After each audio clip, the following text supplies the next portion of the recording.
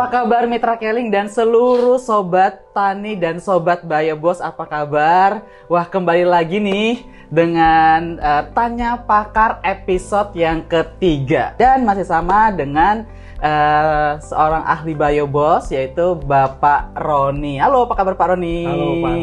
Tos dulu dong Pak Roni. Ya. Pak Roni langsung aja. Pertanyaannya banyak banget yang masuk. Ini saya boleh nyontek ya Pak Roni ya? Silakan. Yes, pertanyaan ini Pak Roni, bagaimana sih untuk mengetahui tanah pertanian ini masih baik atau sudah terlalu banyak zat kimia agar penggunaan BioBoss step 1 dan BioBoss-nya ini mungkin lebih maksimal? Baik, terima kasih Pak Angga, terima kasih Sobat Tani semua. Saya akan coba jawab ya pertanyaan dari Pak Angga, mungkin pertanyaan dari para Sobat Tani juga semua di beberapa daerah. Memang tanah yang tandus atau tanah yang kurang baik itu yang menjadi kendala Pak selama ini di tanah pertanian kita.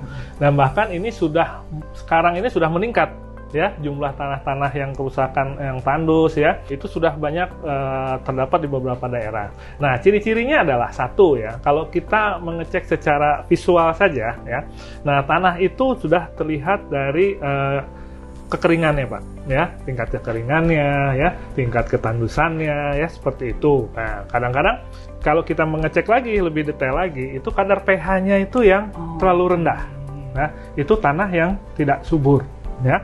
Dari sisi biota tanahnya juga sudah tidak ada ya, kita nyari cacing sudah nggak ada ya, kita nyari biota-biota yang lain dalam tanah juga sudah tidak ada.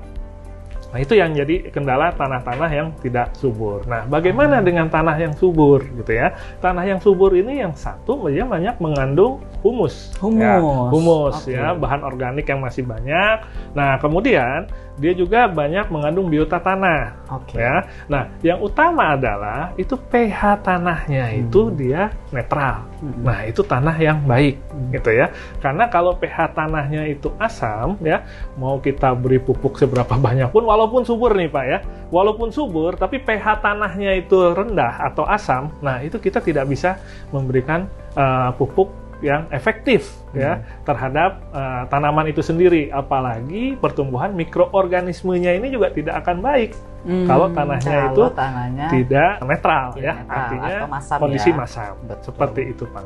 Jadi untuk itu ya, jadi ciri-cirinya gampang banget untuk melihatnya. Yang pertama lihat struktur tanahnya kemudian cemaran kondisi pH dari si tanah itu sendiri, dan biota untuk itu tanahnya. Biota tanahnya. Nah, untuk itulah buat teman-teman yang ada di rumah sering cek kondisi tanah, bukan hanya terlihat mungkin hitam saja atau apa saja, tapi cek juga kadar pH tanahnya juga. Untuk itu jangan lupa untuk cek dan gunakan BioBoss step 1 dan BioBoss. Karena satu hal lagi Pak. Boleh banget. Nah, tanah subur itu belum tentu sehat.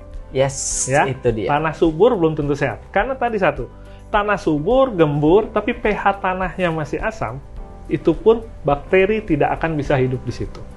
Ya. Nah, artinya netralkan dulu pH-nya, nah kemudian nanti bakteri akan tumbuh dengan baik. Oke, jadi penting banget ya gunakan step 1 dan BioBoss. Oke, terima kasih, sampai jumpa di episode yang selanjutnya.